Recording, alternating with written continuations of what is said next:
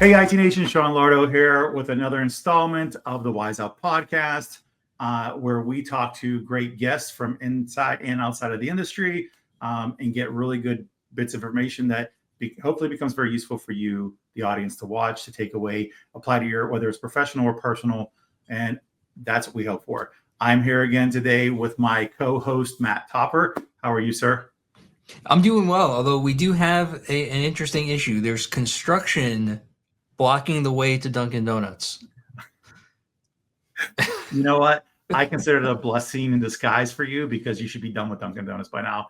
It is not a good coffee, but that's a debate for another day. We'll see. We'll see if we make it through. So I have homemade coffee today. Could be interesting. Yes, I have faith in your ability to make homemade coffee. I like you call it homemade, like you just grew the beans. Anyway, on to the backyard. Yeah, no, you didn't. Anyway, you live in Rochester, New York. There's no growing. So that's upstate, by the way. So now on to important things, such as what today's episode is about. So for those of you watching, we are really getting into full gear because we have IT Nation Secure, your baby, right around the corner. So, Matt, how you feeling? I'm feeling good. It's coming up. You know, as you've seen by now, we have a lot of new things that are different this year, a lot of new interactive things. And I'm just excited about the direction this show is going. And I'm excited that months and months of planning are now about to culminate in what's going to be a fantastic event. Looking forward to seeing everyone there. Totally agree. I'm excited, and we're only a couple weeks away. So it's shaping up to be a very large event for us. I'm excited about that. If you still want to, you can register for the event. We will provide the link in the notes for you all, so you'll be able to see that. We do hope to see you all there. Now, with that said, though, we have a very special episode today because it only took us, a handful of months to get this person on with us. At least. Yeah, we started this conversation. This is a busy guest. This is a busy guest. Way too busy for us, it seems like. And it's sad since he's one of our colleagues. He's like the colleague of colleagues. And I don't want to get too deep into this, but this guy comes from a very long pedigree of just being involved in technology SaaS companies. He's been a CEO at other companies, and now he's our CEO of ConnectWise. And I don't want to get too much into spoiling everything about him, so I'm not going to. But I'd like to bring up our ConnectWise CEO, Manny Rivelo, please. Hello, guys. How are you? Matt, thank you for the invite. I've been trying to get on the show for a while. Sean keeps on blocking me, but thank you. I appreciate you giving me the invite. You know, we finally just overrode it, put it in the calendar, and said we got to get Manny on. Exactly. I appreciate it. So, Sean, next time you invite me, I'll show up. You know what, Manny? I really appreciate that. And remember, I do have written documentation from what we'll arguably call your boss, Karen, that says exactly where you didn't accept my invite and you postponed. But thank you for finally making the time for me. I appreciate that. No, I'm happy to be here. I look forward to it. Love it. Absolutely. So we like to get into a few things here. As we mentioned, this is a conversation. We want people to pull some tidbits away from it. You've now been in the SaaS space. I'm not going to date you because I don't want to insult you, even though it's obvious. You've been in for a long time, many years. So out of curiosity, what is a driving force to make you want to be a CEO of large companies?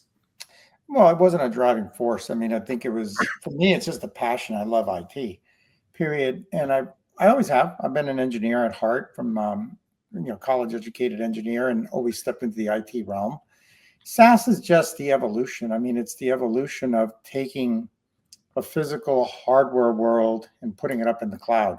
It's still physical in the cloud to a large degree. There's a lot of software components up there, and then enabling it through a set of APIs so we can deliver services faster.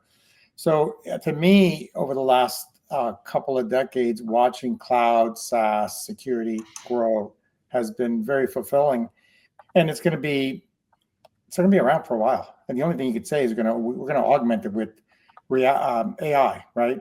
Agentic agents, things of that nature, to be able to create faster service and augment the humans, right, who do the work. But it's been a fascinating time and super excited about what we're doing there too. So Manny, you're an engineer and engineering IT type. How does that prepare you for leading an IT company, right? We've seen a lot of SaaS businesses that are led by what I would call traditional business CEO types. What do you think, being a former engineer, or even still if you do any engineering work, how does that prepare you for leading this type of org? Well, I don't code anymore, and you wouldn't want me coding. Let's put it that way, right? Not today. Our best Fortran coder. Yeah, that's Fortran and COBOL coder that could be out there. When I was coding, it was an assembler language. That's how long ago it was. But the net of it is, I think it just makes me curious. I'm intrigued by technology and what technology could do. I'm just a curious human. I'd like to understand how something works, why it works that way, the value it provides. And that relates itself to any industry I've ever worked in, including this one. Why are we building things, right, for the SMB to deliver through the MSPs, right? What is the value that they realize? And I think that helps me to run the company, because at the end of the day, the product, the software, right, is what we offer to the MSPs, and that's what they offer to the SMB. And we got to get that right. So the only way we're going to get that right is being really caring and listening, right, to the MSPs and the problems they're trying to solve, and connecting all the way back to the SMB. Now, we can be provocative in the sense that we can, our job is to be out there in front of them, right? We're not always going to be in front of people, but if we do our job right, we will be in front of MSPs, giving them the solutions they need to continue to grow their business. So, having an engineering background, I think, just makes me curious, very curious, right, about what we offer from a technology point of view, and also gives me a good understanding of what's possible, right? So that way, when the teams aren't delivering, I could push them in a way that maybe if I was just working on the numbers, let's say, it wouldn't be possible. Okay, let's build on that a minute, though, because we've worked with a lot of vendors, a lot of companies in general, that they're owner-led engineer people that start companies, and there's a switch that takes place. Like I've obviously been able to watch you on stage, and I've watched you interact with people, and a lot of engineers don't do well with the growth aspect of a business, which is where the people relationship and stage time comes into play. How do you prepare yourself for that then? Because a lot of these guys struggle with it. Well, I also, beyond being an engineer, I also spent a third of my career in sales or go-to-market, which gives you that other element, right, inside of it. Mm-hmm. And I consider myself to be well-rounded because of that, right? And I don't have the technical roots that are required to understand, how things are built or why they're built a certain way. But then have the business acumen, if you will, or the sales acumen required. Because at the end of the day, let's be honest, at the end of the day, we have to meet the business requirements equally, not just the technical requirements. You can have a really whiz-bang technology if you're not meeting the business needs and what the business is trying to drive, which could be met with basic, sometimes, technology, right? So you don't want to drive a product in terms of feature functions and then overdrive the cost when you're trying to deliver something into the market. So that's what gives me that other side. I think, Sean, is I spent a third of my career on the go-to-market side, both sales, marketing, other elements of the business, and that gives you that capability of understanding not just tech, but understanding the human components, right, and the business components that are required. So Sean brings up a fantastic point. So many MSPs and vendors are kind of that E-Myth style business that Sean just described. What was it like making that transition, right? By now, you've spent a third of your career on the sales business side. When you first started going down that road, what was it like? How did you start getting into that mindset? I was always pretty good at it from the beginning. I started, believe it or not, as an SE, a sales engineer, right?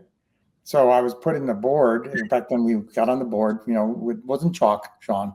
So it was, whiteboards. We were at whiteboards. So it wasn't chalkboards. Hold on. Don't confuse a lot of chalk dust on a board making it a whiteboard. Just so because I don't know if you remember, when we went to whiteboards, right, before electric boards, but it was on a whiteboard, and because I was an engineer, I was asked to explain things, right? Usually tossed up there.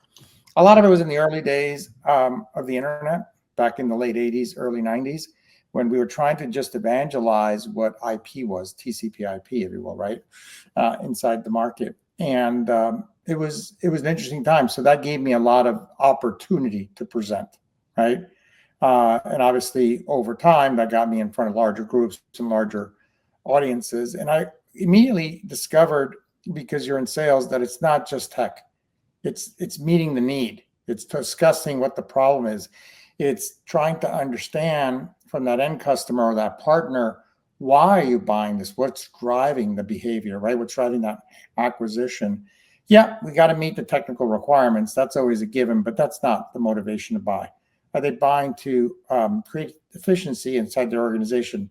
Are they buying because there's a compliance requirement, like a security, right? Risk that they have to mitigate? Are they buying to drive revenue, right, for their business? So that gave me the opportunity to exercise, if you will, that capability, and the two became a good complement to each other. I'm not surprised about the sales engineer piece. I think it's honestly, it becomes a natural fit for tech people because they still stay within their comfort zone to a degree, because they're still talking about technology. Because usually a salesperson lines up the conversation, so that way they're just providing supporting documentation. But I'm surprised as to where SE struggle, coming from your background, would struggle with the whole business acumen piece. Like, I mean, did you have an issue? Some do, but I think some of the best salespeople that I've worked with are somewhat technical or fairly technical, and they're able to make that transition because they could sit on both sides. They don't need an SE with them unless they're doing a demo or getting really deep into the product. They can answer many of the questions, and I encourage every salesperson to strive to be that, right? Now, if you're naturally born with the technical background, or you're educated in the technical background, it's maybe a little simpler, maybe, right? And I say maybe because not everybody's cut out. Being in sales is not an easy job either, right? You got to be constantly okay with rejection, right? And being able to call somebody and they don't need a product, they don't want to talk to you, or whatever it may be. So, but you got to just exercise it, and you got to throw yourself out there. I remember the first time I got to present a room of 500 individuals. Now I've presented rooms of 20, 30, 40,000 people, and it doesn't, you don't get fazed by it, right? It's the same as presenting to a room of 30 people. But that just takes time and effort and getting in front of it more than anything. But again, people get nervous. Your metabolism kicks in. You feel a little bit of that, usually that's a positive to get you up on stage. And once you're on stage, if you know what you want to say, you should calm down and be able to deliver any message, right? But that's just practice. The more practice you have there, the easier it gets. So you mentioned something that I think I agree with. Not everyone is necessarily cut out to be in the sales type role. Is that a self-reflection thing that you should be doing when you're founding and starting down this journey? Like maybe you realize you need to hire someone to do sales, right? Is it, as the founder of a new organization, are you always the person who should be driving sales initially, or should you think about, maybe I'm not cut out for this and let me hire someone like Sean to come in and help me with my sales and marketing side? It depends. I mean, look, if you uncover something that nobody's uncovered, right, and you unlock that value, technology can get you very far, very, very far. And there's lots of companies that have done that. But quite often, the market's not that simple. There's many people competing for the same market, right? One thing we've all learned from Silicon Valley or Sand Hill Road is that, especially in security, for every security opportunity, there's 22 carbon copies of the same company, right? So at some point, you have to differentiate yourself, not just because of technology, maybe the way you approach the market, the way you reach those end customers, and that's where sales and marketing play a hold, right? Obviously, if you don't have a product, you could do all the sales and marketing. All you're doing is open up the market for your competition, right? But at the end of the day, I think that's when you see transitions. It is not because the CEOs aren't capable. It's because they haven't exercised maybe the business side of it, or the sales and go-to-market side of it, and the company or the board sees they have something of value, and now they have to evangelize it. And that's not the best evangelist, right? Sometimes the founder who's deep rooted in the technology and in the problem space is not the best, let's say, evangelist preacher-like person, right? That represents the market. And therefore, that's the reason for that transition, to really create that presence and that awareness to unlock the value so that fewer competitors show up. They will show up, right? That's the way the market is oriented. And that's why you might see that transition. And if done correctly, somebody could step into that role for a period of time as you develop that CEO to eventually run it. And you've seen that in the past, right? We've seen the very, very large companies, SaaS companies, right, in the space that have brought in either a COO to work really close with the CEO and or another CEO while the founders, learn and observe and eventually take over. So it's just a normal transition. It is rare that you want to take a founder out unless they're an obstacle to the business, an impediment to the business. It is not something the board wants to do. It creates, they are the founder, they're the soul of the business, they're part of it. And unless they're ready to transition out, it's not going to be a simple transition for a company unless they're forced to do it. You gave us so much to unpack there, and I want to go down so many different avenues. But if we go down some, we'll be here forever. Which I don't mind, but I do mind. And our short audience doesn't want to see us talk too long about everything. But one thing though that you started to uncover there, and that has to be it's a very big addressable piece. A lot of owners think that if you build it, they will come. So they just build the product, and they're like, why isn't everybody buying my product? And you start to go to market. How do you determine, especially because you've been on both sides of this now, how do you determine what your approach is and where to invest? Because most times the investment dollars in the beginning are so dependent on which way you go. If you're a marketing sales group or if you're a product creation group, I feel like they struggle with where investment should go to take that next level. How do you determine this, and where do you start? Well, there's a lot of things to drive. Timing is important, right? In the market. In other words, the consumer, the end customer, the partner has to find it a need. There has to be the right time for them to procure something, which means that there is a real problem to address at that point in time. That the technology is available, but it is available at the right price point to address that need, right? That is essential.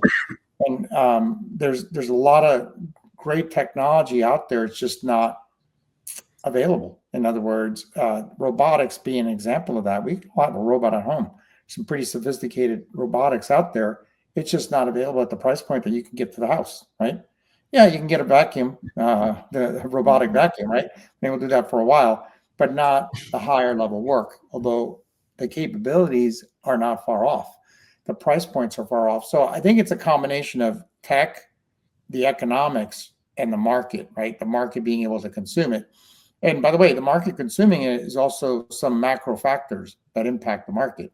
When you're in a recession, right, that makes it hard for new technology to come in. As a matter of fact, usually in a deep recession, markets get paused.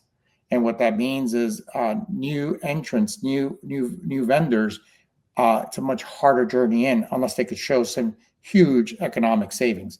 The reason being an organization itself may be downsizing or right-sizing, so they're not able to bring in new projects, right, or want to bring in new projects. So a lot happens during that window of time, but it's product, it's timing, it's macro-oriented, it's a price, right, that influence that scale capability. And you're trying to, if you have them all lined up, it's a wonderful thing, right? That's the Jeffrey Moore crossing the tornado, right? But it's not an easy thing to align those things always. So somebody told me something once, and I won't name him. It's easy to be a product manager. There's a product manager's responsibility if you get it all right. That's the problem. I talk to product managers. It's hard to get it all right. Yeah. Oh, yeah. I agree. But every single product manager or engineer thinks they get everything right the first time always. Yeah. Yeah, they do. We're all infallible. Quite often, my opinion on that is I have a big philosophy, and I've watched this in my career, where the greatest engineering product teams are very customer-led. They design products with customers.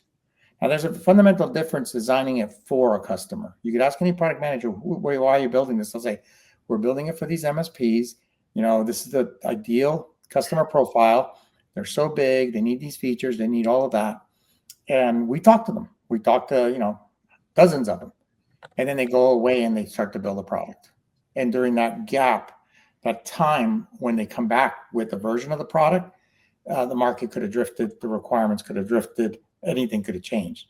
And it doesn't take a lot of drift over months and months or quarters to be way off the target, right? A couple of percentage points or degrees of drift creates a big gap from where the target is. So design, that's design for. Design with is I take a handful of those or two handful of those partners and I constantly check in with them. Like they're part of I got an alias going with them.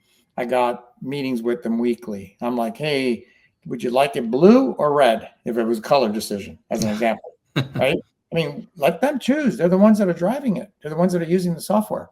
Why are you making the assumption? So, engineers tend to be smart. There's no question about that. They could do a lot, but they always think they know the answer, and they lose that gray, the human side of it.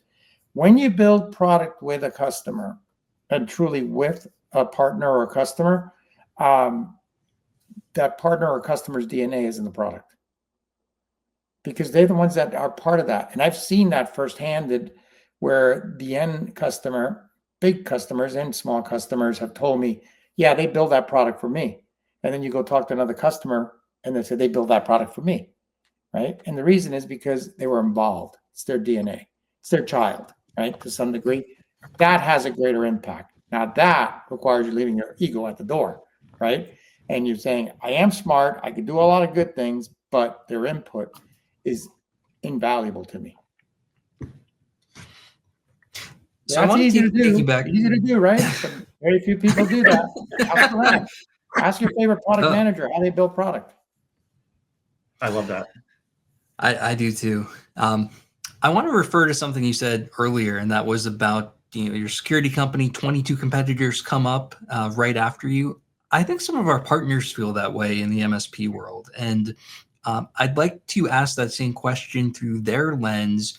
If you're feeling like you have a product that's almost inherently starting to become commoditized, that I know some partners, some MSPs feel that way, how do you differentiate yourself in that kind of industry, right? It's not about the product necessarily. There's only so many ways to set up a network or fix the computer or what have you. How do you stand out in those scenarios? Well, those needs don't go away. I mean, if you take vulnerability management, right, and patching, it's simple, been around for a long time. That's not going to go away because if your endpoints are not up to the level they should be, what's going to happen is that's an easy point of entry, right, for a hacker to get in there.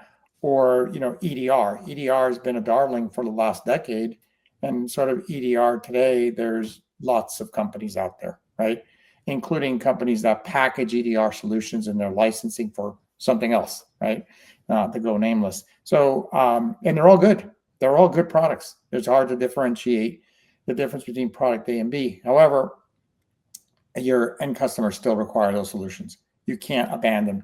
Now, because they're all becoming commoditized, or let's say baseline is similar, once you have a line card of vendor A versus vendor B, it doesn't really matter. I think for an MSP, it's mostly to standardize the line card and then create operational efficiency.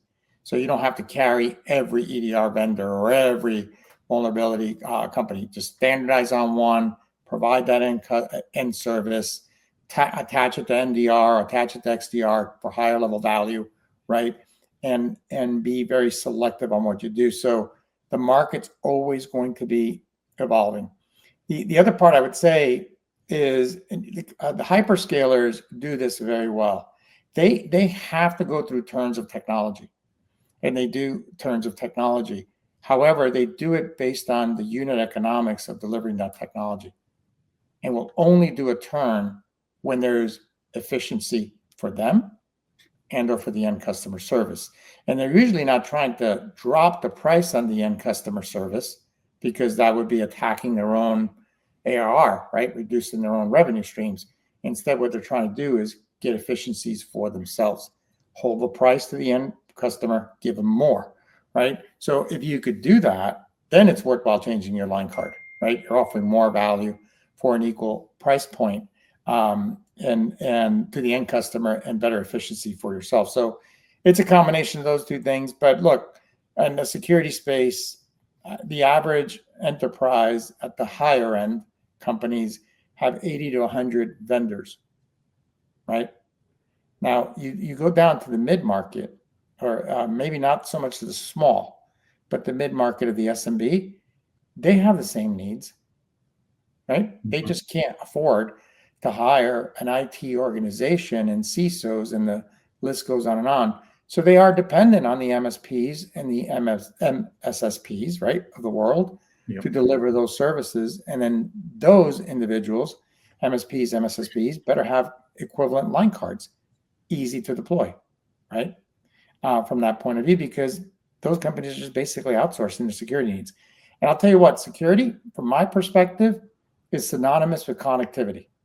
If you dare connect to this internet, the big internet, not even cloud, just anything, and you're not secure, unless you don't have anything of value, then there's no problem. They'll leave you alone. They'll come, they'll search your computer. Who cares? There's nothing of value. If you have anything of value, you will get hit. You will get hit. So you have to have security. It's just not. There's no question around it. So you're gonna see it's gonna be a pervasive issue. It's gonna stay in front of everybody. And I'll close with this. If you look at, I haven't looked at the latest stats, but I could tell you about 18 months ago, the hacking industry was a $15 trillion business. So if you think about that, that's the third largest world economy. US, China, hacking. And the average pay for a hacker is greater than the average pay for an IT professional. So it's highly concentrated also, right? That money goes to very few. Not advocating for it by any means. And I'm not promoting anybody to go get a job there. On the contrary, right? It's our job to defend the world from that.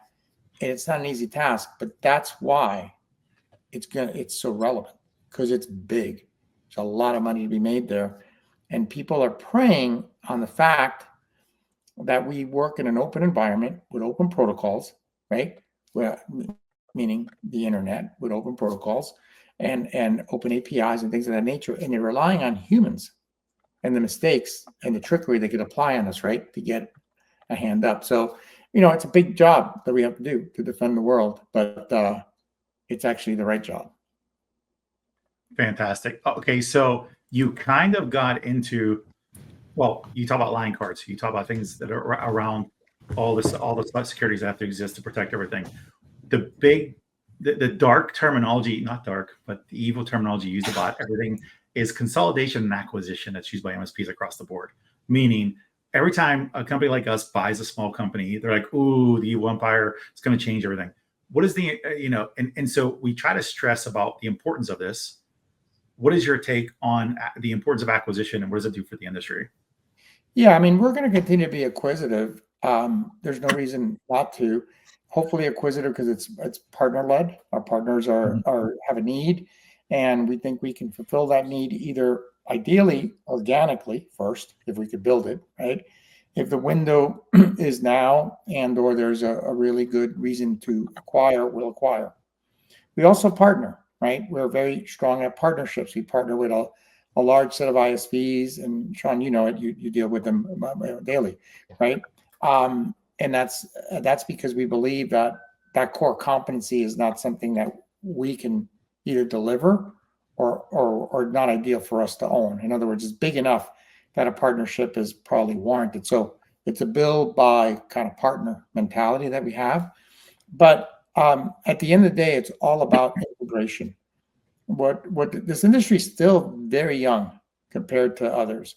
I mean, it's been around for decades, but there's no question it's grown up as a sort of almost a cottage industry, self-made individuals that have built, including some very, very large organizations, and have been acquiring technology and dozens of products, right, to deliver and to the endpoints. We believe that there's a better approach. We believe that we can create more of a platform approach to deliver that, where we can create a single pane of glass with a single set of data that you could apply automation and AI to, right?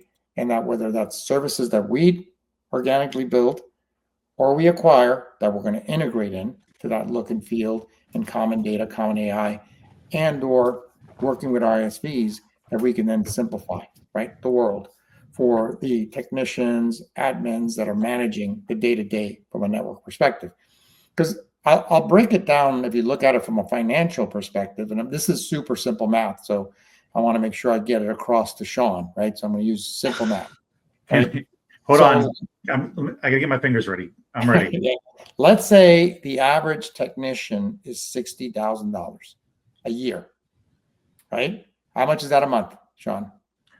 60 divided by 12. I think it's like, I don't know, 5-ish. 5,000. You're right. So Just a guess. Just a guess. MSP is paying $5,000, let's say, and by the way, it's higher than that, but let's say $5,000 for every technician. And then they buy some software, these dozens of products or 2 dozens of products, right? For them to run the network. By the way, some of those are COGS for the service that they ask for. Some of them are internal so they could operate, right, their business. But we're talking about by person, maybe a couple $100. So it's a couple $100 to $5,000. That individual is supporting on average, when we look at the SLI data and stuff, anywhere from 80 to 120 endpoints. What if I can make that individual support 250 endpoints, 500 endpoints? That's the profit, right, for the MSP. That's the software doesn't matter. If you could squeeze 5-10%, sure, go for it, right? But if you can unlock the other side, then the economics go through the roof and you will be wildly profitable. And rest assured, you'll probably get acquired, or you'll be acquiring people from the amount of cash that you're spitting out. And that's how that industry is going to continue to grow. That's the future, right? That's what we think we can unlock and accelerate with a platform approach, right? With more automation, more stuff, get you higher. And we see that some of the more successful MSPs from a profitability perspective are above that 100 or so average, right, of endpoints. And we think that with technology, AI, RPA, agentic agents that are coming into the future, this concept of a helper network of agents for every technician is going to unlock that value. And it's around the corner. I'm saying this is not 20 years out. I don't know if it's 3 or 5, but it's in that window of time. And it will not surprise me if in the next 18 months, we're using a lot of that technology already. Well, and you need fewer high-end engineers, right? When I heard you say that number, my response was, man, I had way more than 100 endpoints I was dealing with. But it means you don't necessarily need someone who's been like around the industry forever or is a high-end admin. You can have the people who previously were supporting 10 support 100 now, right? It makes a huge difference in your scalability. And level 0 could be agentic agents. They don't need to talk to a person. I mean, right? I mean, once a lot of that information can be collected, whether it be opening up a ticket, whether it be remediating certain connectivity challenges, right? That's, if you think about it, a call comes in, you're going to work your ticket by going down a triage order of asking questions. Once you have that down, most of those tickets can be resolved. And every how-to ticket, how do I do this, right, could probably be resolved after you answer the question the first time. Right? Okay, so there's a lot in there. But you have to acknowledge, well, there's been a surge of AI and tier 1 tech solutions that are starting to come out to market, right? And they're promising the ability to be able to resolve. We know a lot of the questions are, reset my password stuff, right? We know it's like trivial stuff like that. But really, to what degree do you really have faith in these companies be able to provide that, to do that multiplier? Because there's no accounting for how long you'll take on a ticket, because you never know the complexity of something, right? I mean, we have a math equation of sorts, and that's on a standard, but there are the exceptions, and that's the problem. Yeah, well, look, the agent could solve it. The agent could work through its workflow in seconds, right? So, well, let's say much faster than a human being can. If that doesn't drive the resolution, you can invoke a human, right, to take it up from there. But you've ran a certain portion of the playbook. I'll give you an example that I like to share, which is a simple one. Your end customers working on a presentation, like I was working this weekend on the board deck, right, that I'm presenting this week. And I always like a printed copy because just in case, and I need it, right, to just have it with me. What if you can't print? You're in the office, you can't print. Now, that's going to generate a call to an MSP to solve a printing issue. And an agent could have done a lot. First of all, an agent could have taken the call, knowing it's you, Matt, know where you're coming from. Could have asked you what printer you're trying to print. You said, I'm trying to print on printer on the 3rd floor, printer B. They could have checked that printer's online. They could have ran a test page to that printer. They could have checked that your machine is online, right, and available.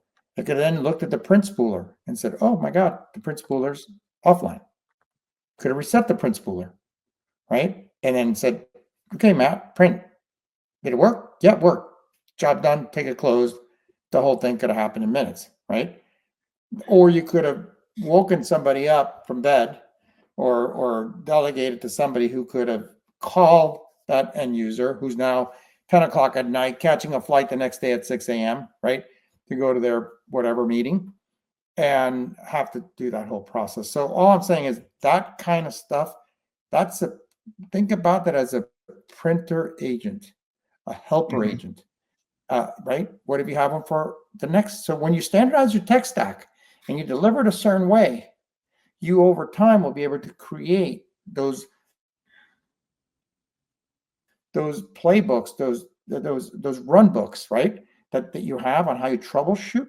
You can be able to have helpers for that human. Now, the question is, how do you let those helper agents on their own? Do you use them to augment your work? But all of that is in the realm of possibility and will be done. And the question then is, can I go now from 100 to 200 to 300 to 500 endpoints I got to survive? The more I unlock with AI, the more I unlock with agentic agents, that equation is not humanly bound anymore. It's CPU bound, and there's no bound there per se, right? Other than cost.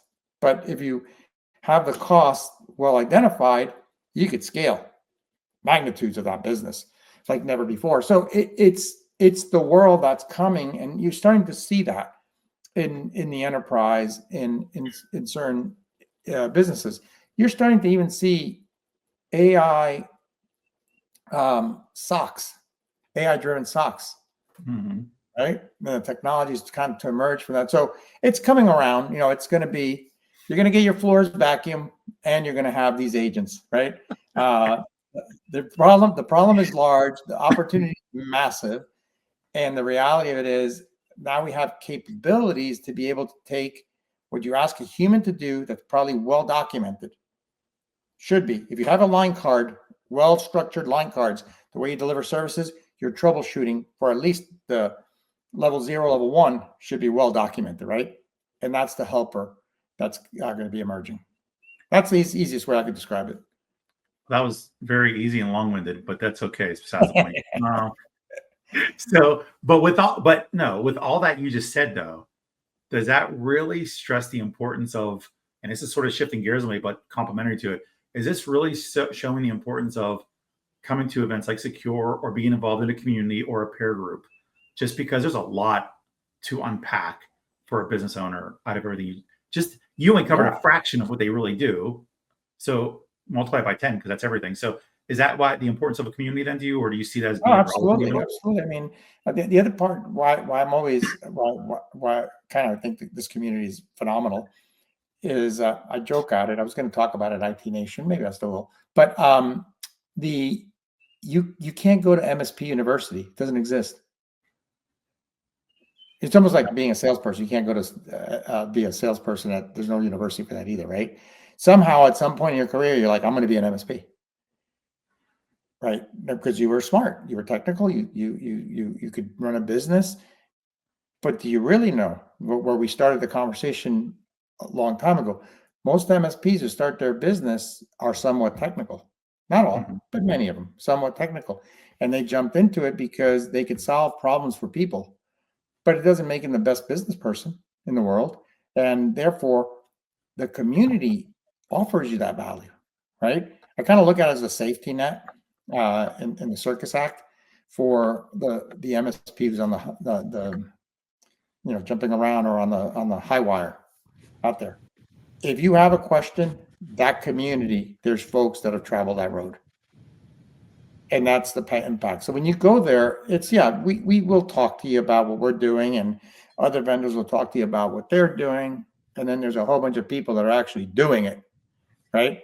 Daily. We'll tell you what you think you should do. There's people there that are doing it.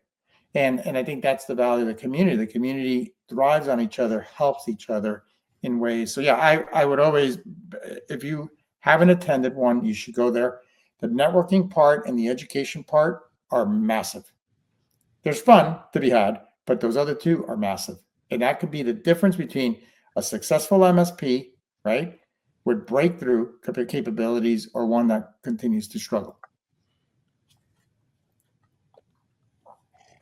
I like that. So so with that, secure is happening, getting ready to happen.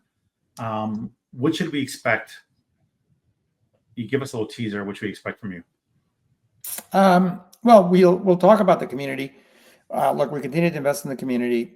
We're doing more. We're expanding events throughout the world. So we're going to be outside of the U.S. more often than we were in the past. We continue to grow, evolve, as well as everything else that's there.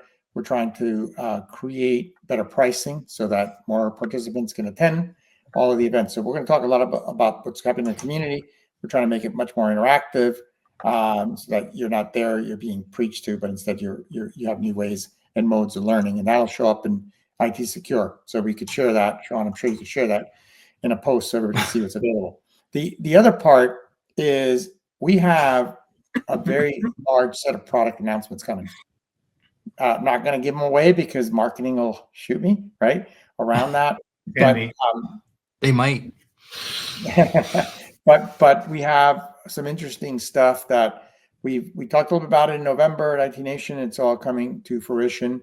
So we encourage you all to be there. These are products that you can take advantage of that could give you hopefully a lot of efficiency in the way you run your business, and also new monetization opportunities for each of you.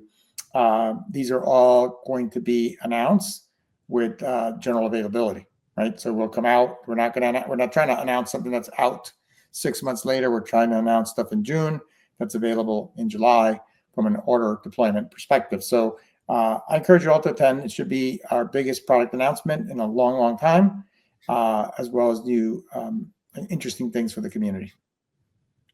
So, speaking of interesting things for the community, I don't know if you probably haven't had a chance to see it yet, Manny, but every year we put out a challenge coin, right? That comes out for Secure. Matt owns Secure as far as the look and feel of where he's trying to go in direction. We've been working on the coin. So, and by the way, it's a really nice coin. I'm already into it. So Matt, if you want to address that at all, I think people should know that there'll be a new coin this year and how dope it is. There will be a new coin this year. Thank you, Sean, for some of the design ideas. Manny, are you going to take part? Part of it is decoding a cipher. Well, I'd send it. I'm going to ask at least all my AI helper agents to help me. Right, we need to AI proof this thing. Yeah, I do have a couple of friends who've been in the cyber world pretty deep, so maybe I'll find a way. Will I be able to personally decode it? I don't know. I'll try. I'll look at it. But if it's a good cipher, it won't be easy for sure. Well, the good news for you is we're going to put the list of everybody that tried to and who actually completed. So we'll make sure that wherever you fall on that list, at the end we'll highlight it and put it in bold so everybody can see how well you did. Who created the cipher? I did. Okay. All right. It's supposed to be solvable. It's not supposed to be an impot, right? It's supposed to be a fun thing. I'll make an extra hard one for you, Manny, that you can solve with AI. I just heard that completely. No, Matt. My calendar's fully full. So I don't need my family appreciate the free time more than the cipher. But at the end of the day, I'm happy to look at it. It's always it always interests me. I mean, when you look at we've been doing security since back from the Greek era when they used to send letters, they had no internet to send emails. So if they want to send an email, they just share a cipher with somebody else.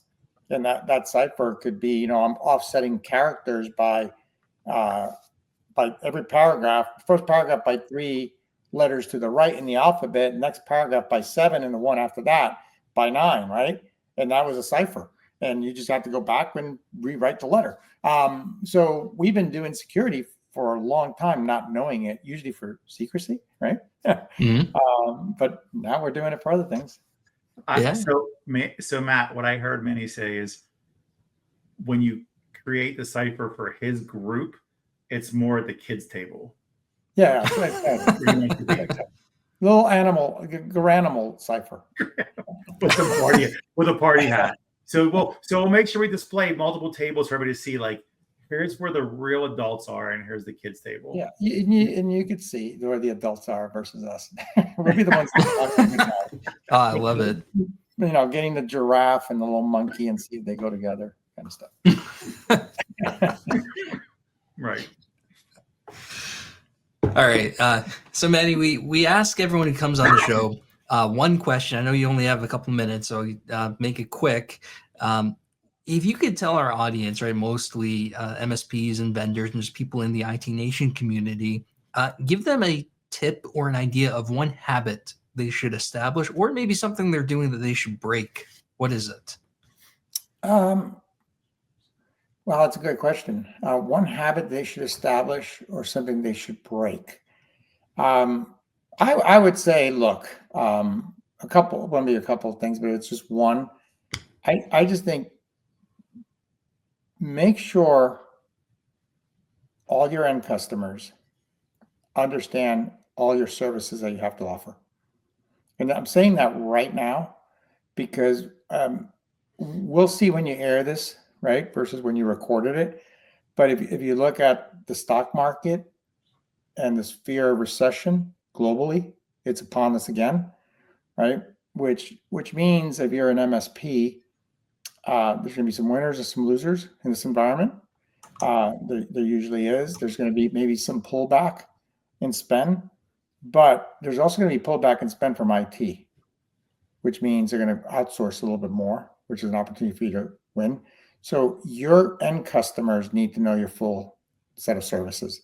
Don't be afraid of over communicating that over and over and over, because I think there is potentially, maybe not, we'll see what all develops and how it develops. But I looked at the stock market today, again, another bad day, right? The way it's shaping up.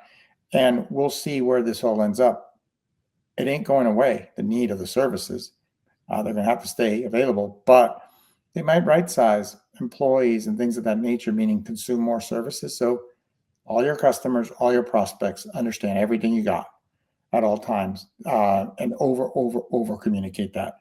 That'd be my piece of advice as a preparedness, if you will, more than anything, for the uncertainty that looks like we're embarking on more than anything.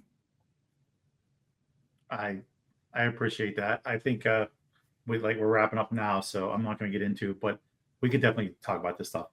We could have multiple conversations, but you're really busy. So thank you, Manny, for finding time in your extremely busy schedule to spend time with your colleagues and talk about the importance of everything. No, seriously, appreciate your time, Manny. It was really good. When we put this out, you gave us so many good tidbits and takeaways, and we try to clip them so everybody can just see the highlight of some things. I think we probably have 30 or 40 that will pull from this. So you're going to end up taking up all of our social media IT Nation time with these tidbits, but I look forward to seeing what happens to Secure, though. Have me back after Secure, between Secure and Connect, right, in November. Have me back. We'll build on it. We can build on this for sure. Absolutely. I think we would want to build on some of the things you said from this, but also the takeaways after Secure that you announced as well, because I think there will be a lot of questions, as always. One thing I noticed is after every major event and when there are announcements that take place, there's like a slew of questions for weeks on end. And the questions end up leading back to, what does this mean to me? That's usually what it boils down to for MSPs. What does this mean to me? So I think it'd be great if we did get this rolling, to have you to address some of the stuff that comes up. and we'll have those questions. We'll have those questions while we're secure, by the way. We'll have a list of Yeah, questions. not sure. I'm sorry. Immediately. Yeah, and then by the way, we have IT Nation Australia coming up, right? So we got a lot to talk about. So happy to be there. But honor being on the show, guys. Thank you. No, Thanks for coming on. Absolutely. So everybody, again, still time to register for Secure. That's happening in just a couple weeks in at the Gaylord in Orlando. Manny will be there on stage. Matt will be there on stage. Hell, I'll be there on stage. We're all going to be on stage. You can see all of us. So thank you all for tuning in. Thank you, Manny. Thank you, Matt. And we'll see you on the next episode, everybody. Bye for now.